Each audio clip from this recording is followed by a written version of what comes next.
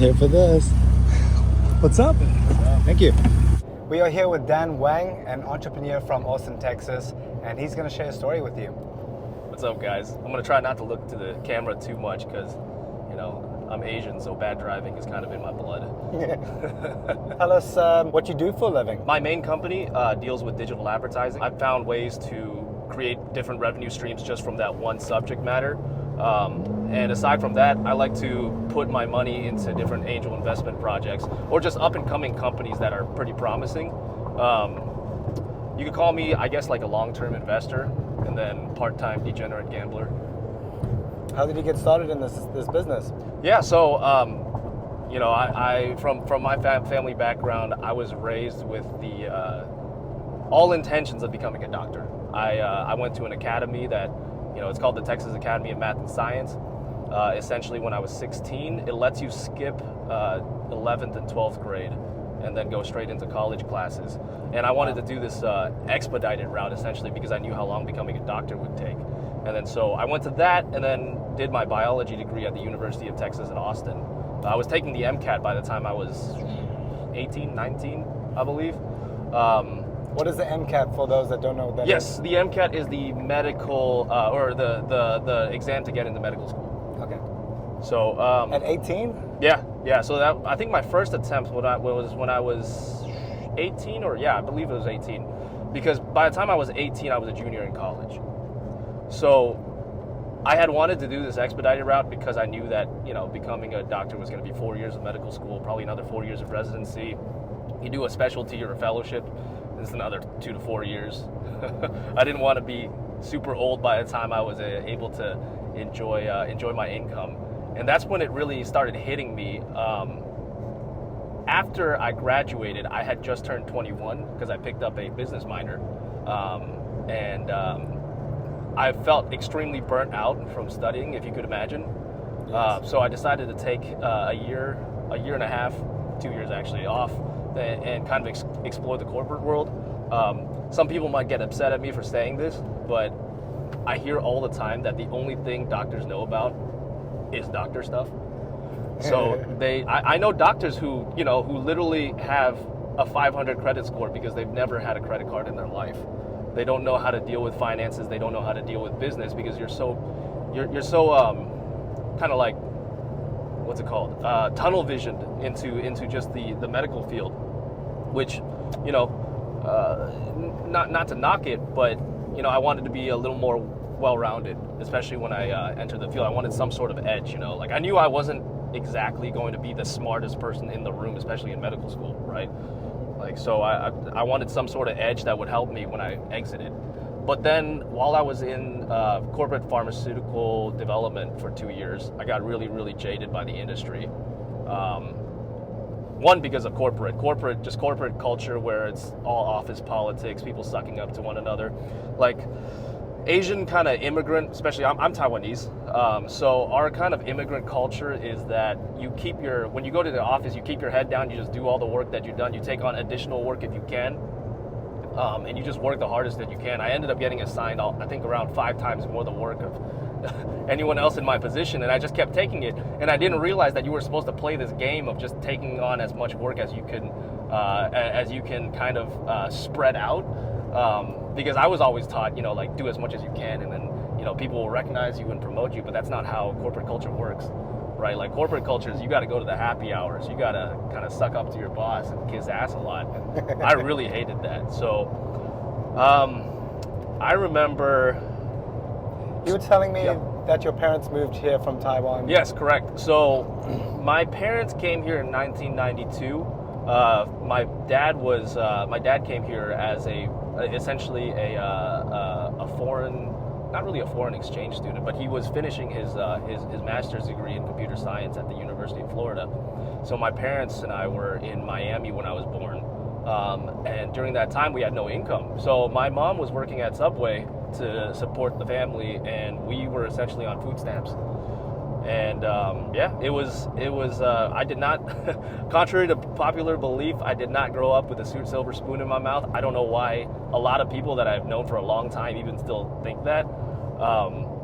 I guess a lot of people see successful people and then they rationalize that they must have had some sort of unfair head start, right?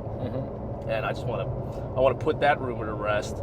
I think something like 80% of millionaires in the U.S., there was some sort of statistic, are self-made, or at least they came from a family with an income that's considered middle class or below.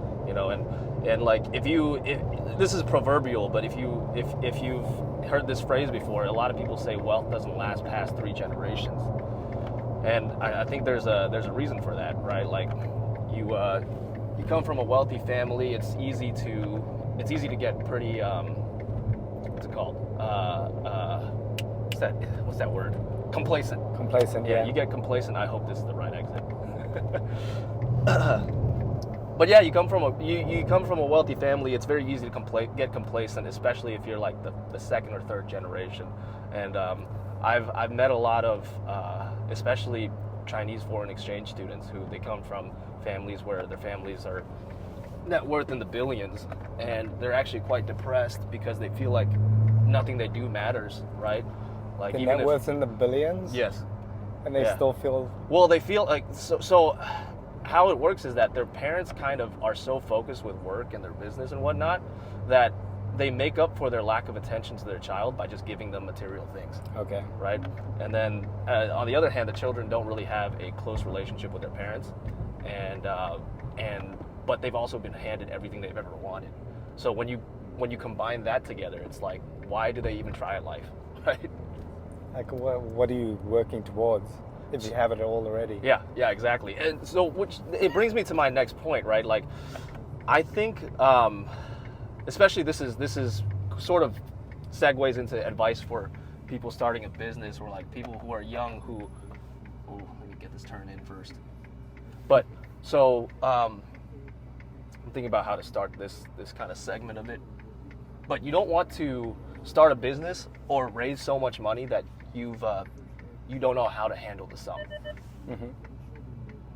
Wow, there's a lot of cars. It's like lottery winners, right? They come into a lot of money and they don't know how to handle it because they see so many zeros. They see so many digits that they've never had to actually have that responsibility before, and then you end up blowing it because you don't know how to. Your brain doesn't know how to process that number.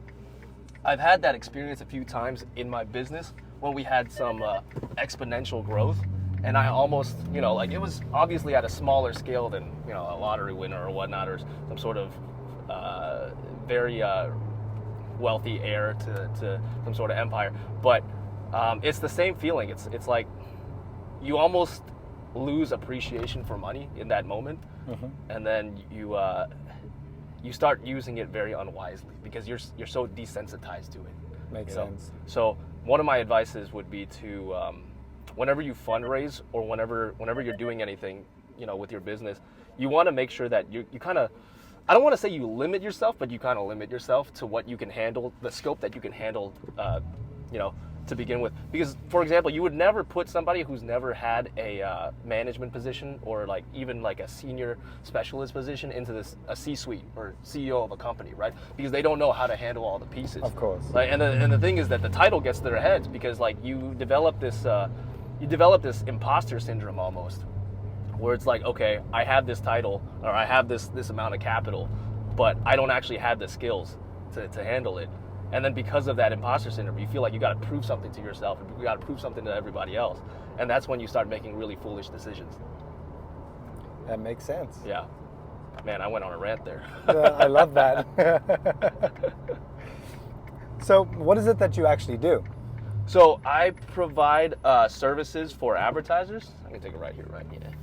Yeah. So I started off actually as an affiliate advertiser, meaning we don't own the products, we don't warehouse them, but people who are product owners will come to us or and say, hey, look, you guys put up the advertising spending, you guys run the campaigns, and we'll pay you per sale.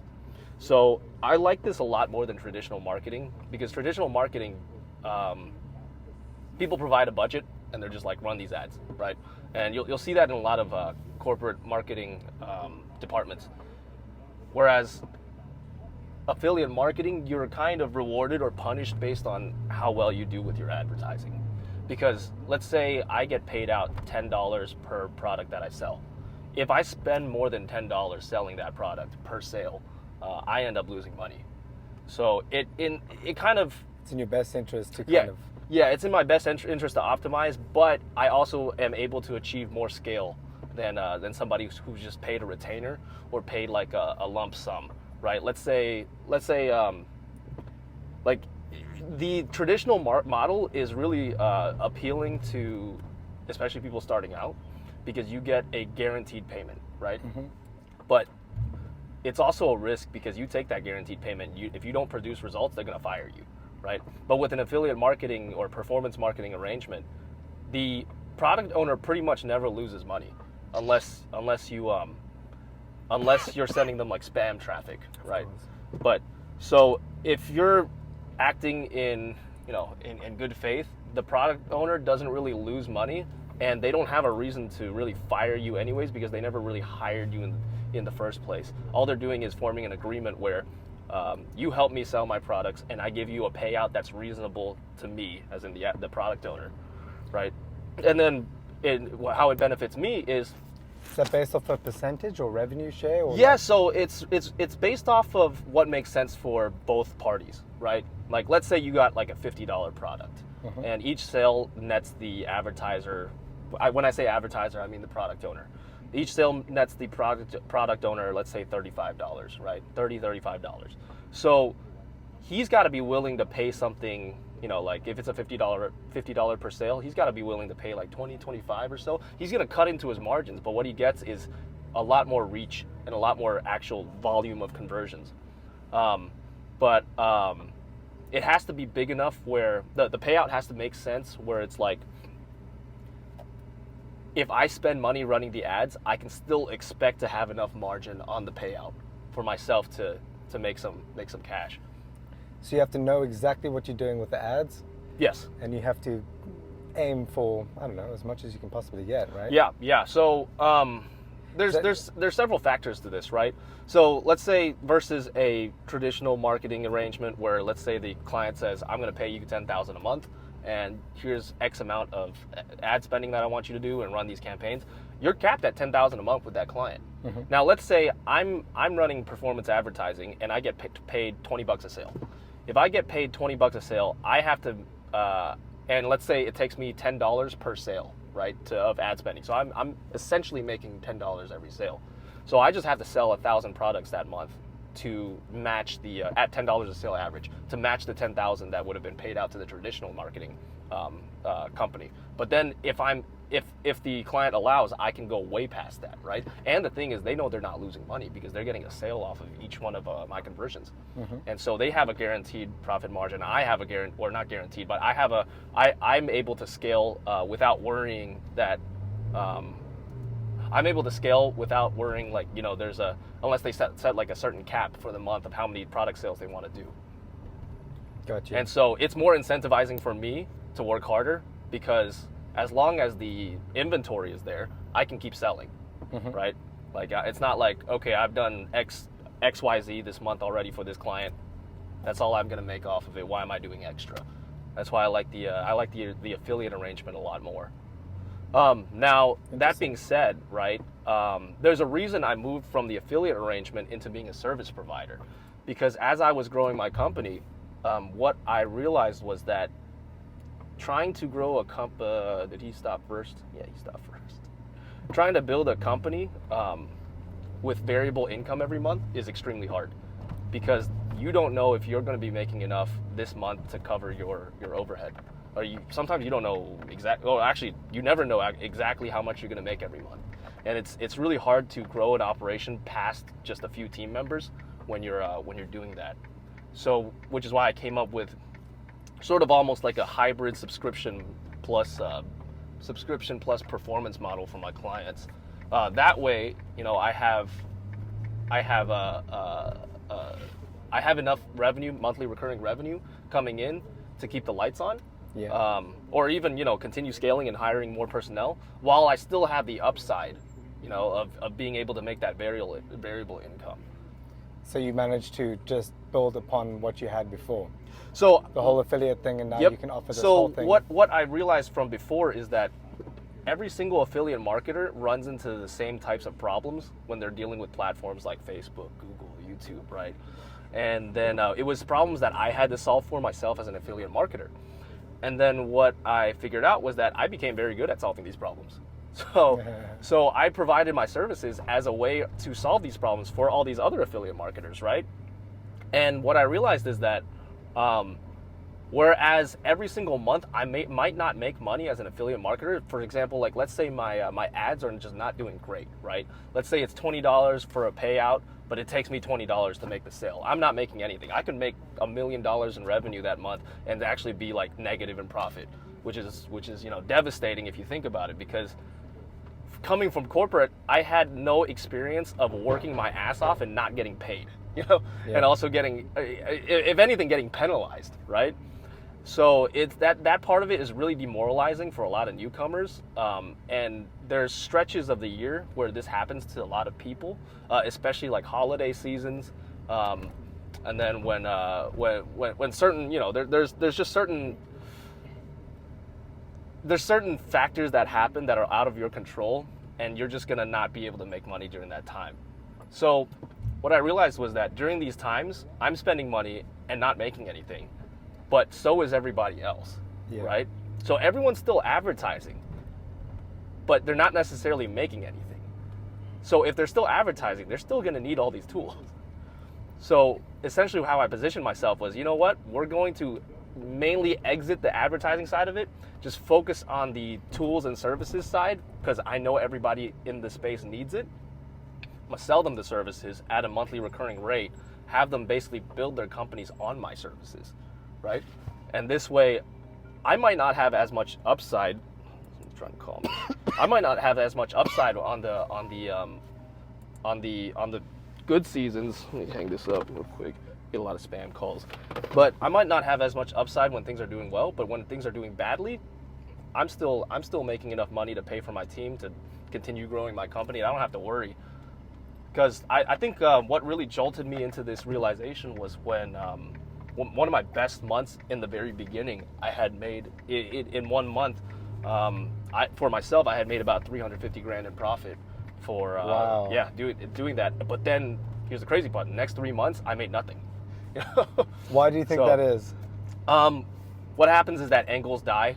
When we say angles, we mean certain ways that you advertise things, especially if you run it really hard. People get used to seeing the ads. It's called ad fatigue. Okay. So people get used to it. A lot of times you're looking for these things called like unicorn ads. So unicorn ads are they're like 1 in, I don't know, 1,000, or depends on how good you are, right? Yeah. But when you're chasing unicorns all the time, it's like you're not going to get any consistency. You might hit a month where you do extremely well, but then the next few months you might find yourself trying to find that unicorn again. Of course. Yeah.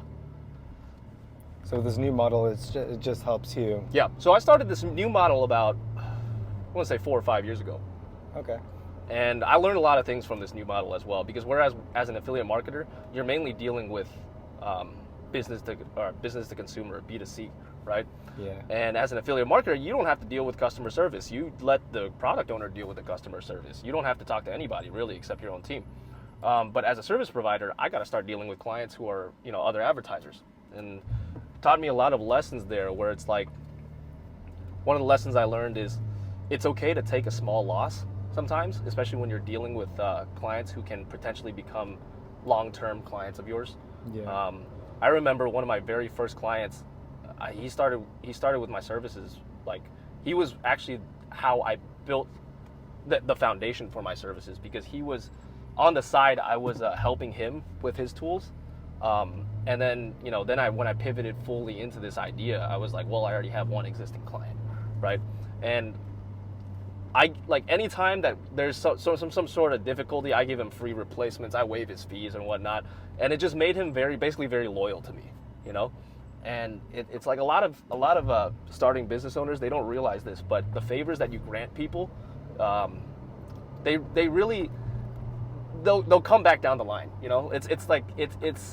it's the same concept as if you're really stingy with people, it's going to come bite you in the ass later on too.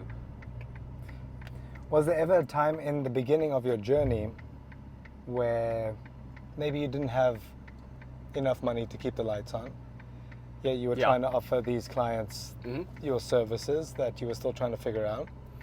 So when we moved into the service side, right, I had already modeled it in a way where we were going to make money no matter what. As long as we had the existing clientele, we were going to have enough money to pay the rent, keep the lights on, continue operating, pay people's salaries. But there was a time in the beginning, in the very beginning, when we were still on the affiliate side, where, like I said, we went on a streak of 3 months with no revenue. Well, actually, no, not no revenue, with negative earnings. Yeah. So during this time, really, what helped me survive was the first 6 months, and this story is kind of ties into something else too. I had a partner back then who was essentially 50-50 with me, but what happened was we had two very different lifestyles. So when I first started the business, when I went from corporate to starting the business, at corporate I was making a little less than 60 grand a year, right? And when I first started my business, I started making, like 10 grand a month and whatnot. It was more money than I've ever earned in my life, basically. But I remembered one point that I was told by somebody that really stuck with me. And what they were saying is, once you start making more money than you had in the past, especially if it's like magnitudes more, you want to maintain your lifestyle for at least 1 year before you make any changes. You don't want to upgrade anything. You don't want to start spending wildly. So don't buy a Ferrari on the first. Yeah, on exactly. Your first big paycheck. Do not do that, because what happens is that once you start upgrading your lifestyle, a lot of the people that you hang around and whatnot are going to also morph into the types of people who are going to be spending at that level too. And the thing is, you don't know if your business is going to be making the same amount a year later, right? Yeah. You give yourself a year. You got to get to kind of almost like a little bit mentally calm down to figure out what exactly is sustainable, and also kind of let the high wear off of suddenly making more money than you're used to. That's some great advice, I have to say. Thank you. But so it was almost like an experiment of sorts, because I was abiding by this principle where every time I made some money, I saved it, invested it, kept it in the war chest. But then my partner at the time started, 6 months in, he was like, you know what, this is more money than I've ever made in my life, and he started spending it this way. Okay, he started spending it pretty crazily. It's almost like I said, when you start portraying a certain lifestyle, people will see it, and then you kind of gaslight yourself into thinking that you have to maintain your lifestyle for other people to see, right? You don't want people seeing you go backwards. Yeah. And I think that's a very dangerous, slippery slope. Once you start doing that, especially if your earnings aren't matching what it was before, you start outspending your earnings. That's dangerous. Yeah, and that's essentially what ended up happening. I had to kind of decouple with him and kind of send him away after that, because that's sad. Yeah, but it's a huge lesson that I learned for sure. During those 3 months, like I said, that we weren't making any money, I had enough of a war chest to keep going. So I had enough saved up where I could keep funding my business. I could keep the lights on and everything. But he ran out of money to the point where he had to start selling precious metals that he had since he was a kid. Ouch. And yeah, so this was a. Did he buy a Ferrari before the time? Oh no, Okay. we weren't making enough back then to do that. Yeah, I'm sure if he had, he would have been able to sell that thing at least, and survive for a little longer. But watching him go through that taught me a lot of lessons too about, wow, like the whole don't change your lifestyle for a year thing is real, This is the consequences of what happens when you focus so much on what other people think about you and what you're portraying to everybody else, then instead of just focusing on what you should be doing. Okay. So another question is, what role did mentorship have on your success? Did you have a mentor? Yep. Yeah. So there's two guys here in Austin that, they're still in Austin. They essentially picked me up after the whole corporate pharmaceutical thing, right? I had quit my job, and this was a stupid decision on my part, obviously, but I had quit my job out of a rage, essentially, and I didn't have anything lined up. And then one of my fraternity brothers messaged into a group meeting saying, hey, I have 2 friends looking for a smart Asian to join their team. And I thought to myself, whoa. I thought to myself that I kind of fit that description, So I had them make the introduction, and I essentially worked for these guys for about 6 to 8 months under their company, and they taught me pretty much all the ropes of the affiliate marketing world. And then I ended up branching off, creating my own company. Well, I still keep in touch with them quite a lot. I learned a lot from them. They entered the scene a few years before I did. They're not too much older than me either. They're one of them is I think 3 years older than me, and the other one is 1 year older than me. And they also had very interesting backgrounds. One was a former English teacher, and the other one was an accountant for a while. Interesting. Yeah. So I think surrounding yourself with people, especially people who know a lot more than you do, is extremely important, because they'll have experienced things that you haven't come across yet, right? And then they'll give you that advice, and you'll see how they deal with certain problems that maybe you haven't achieved that scale yet, so you don't face those problems yet. But then you can kind of see from their mistakes or their successes and the things that they're doing correctly or incorrectly. Oh, come on, man, really?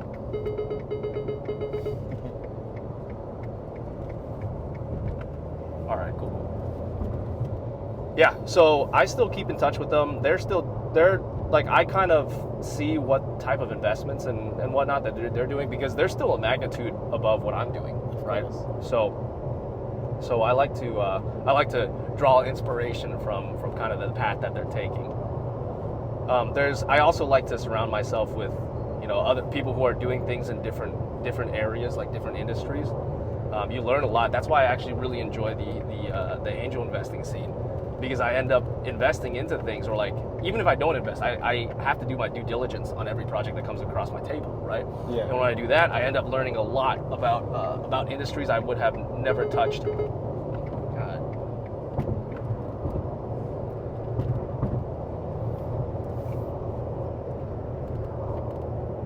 Yeah. Amazing. That's about as much as I can think of on that subject at the moment. So for the entrepreneurs out there that aspire to have a Ferrari one day, what are the 3 tips or 3 things they should focus on? Yeah. Or whatever. Okay. No number necessarily, but what should they focus on? First, I want to start off by saying there's a lot of meme pages and like tips out there, like success pages that say, millionaires and billionaires do X, Y, and Z, and this is their routine, and like they all get up at 6 in the morning or whatnot, or these are the 3 things that they all do. That's completely bullshit. Okay. It's whatever fits your work mode or like your schedule the best.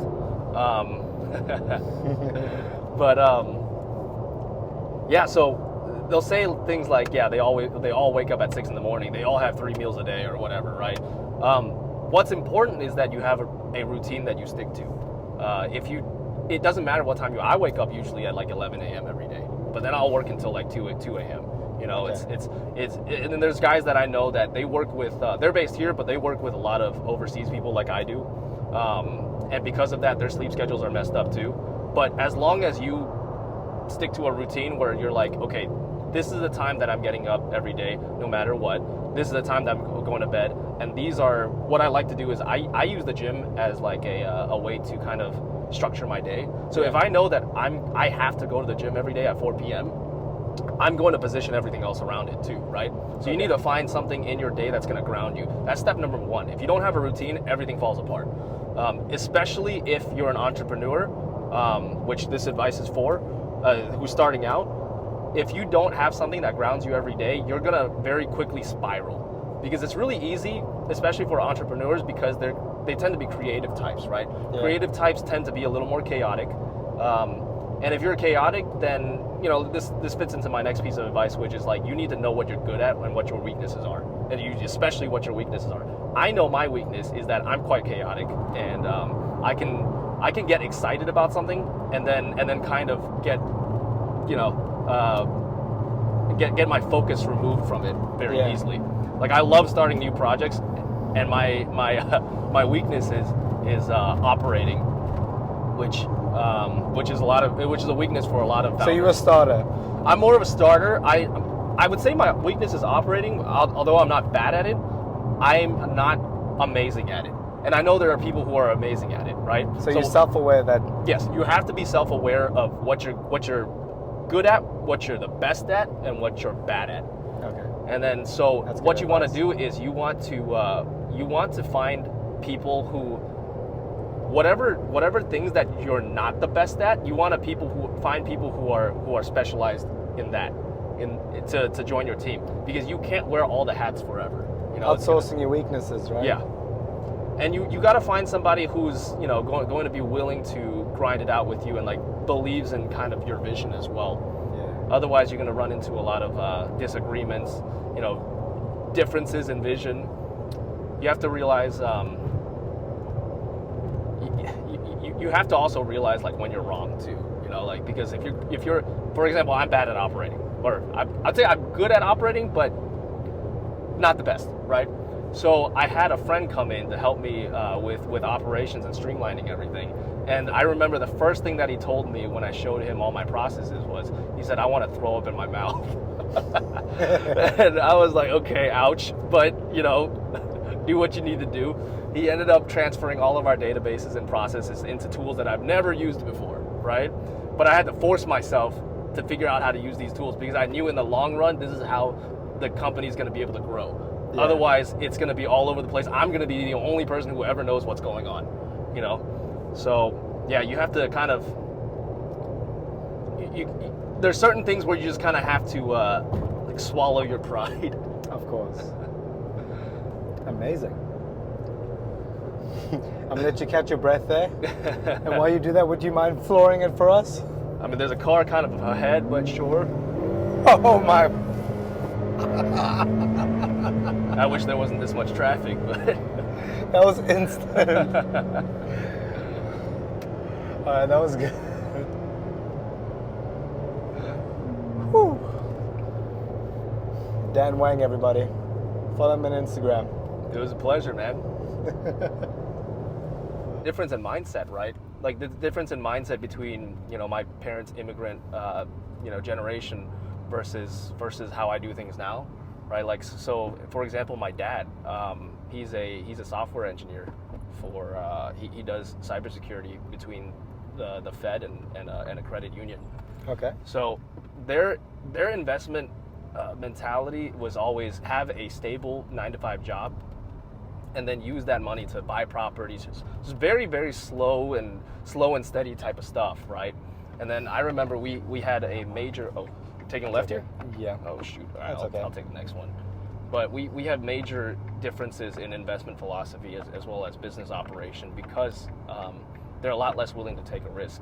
But I figured, like if they're here, they're basically my safety net at this point, right? Like, why am I not taking risks if they've already taken all the risk moving from, a country in Asia over here with nothing? Like, what? I feel like I'm almost wasting what they've done for me. Yeah. Like the foundation that they've built for me. If I don't, if I don't stick my neck out a little bit. But I think.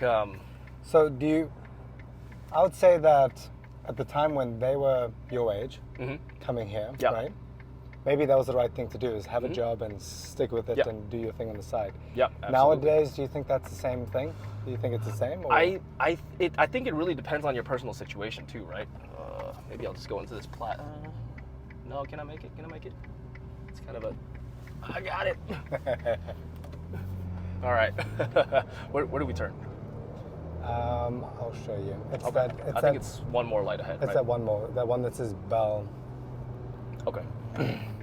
Yeah. So I think it depends on a lot on your personal situation, what kind of risks you can take. Although I still think everybody should take some sort of risk instead of playing it safe, because like especially when you're young, right? You have the capacity to take the risk because you don't have the responsibility of a family, of kids. I think you almost have a duty to try to explore and go on an adventure. You never hear of anybody regretting taking those risks. You really hear of people who will regret not taking them. So in order to mitigate that, in the future, did I scrape my bottom? I was saying earlier about how, like when you come into, or when you're dealing with an amount that you're not used to seeing, how you can kind of almost get like that desensitivity or like paralysis. It was the same way with my parents when they first, started trying to advise me on investing and whatnot. Because at a certain point, I was making more than my dad was, like for like my dad, whatever my dad makes in a week, in a year, I was making it like in a week, and then so our investment philosophy is completely changed. And they are my parents, so I have to respect them, or like inherently I respect them, right? Not that I have to, but it's like the advice that they give me, I kind of take with a grain of salt, knowing that their mindset, their traditional mindset, is because of their background and the risk that they had to take. So their risk that they already took was coming to the U.S. So now it's my duty now as for your kids, for my kids, to take the risk on another level, because they've already taken that risk for me. Got it. Yep. Thank you so much. Mm-hmm. Appreciate it. Absolutely, man. Dan Wang, everybody.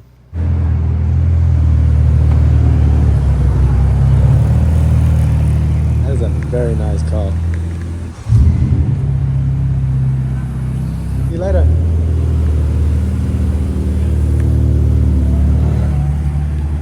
Dan Wang, everyone. And the F8 Spider. More to come later.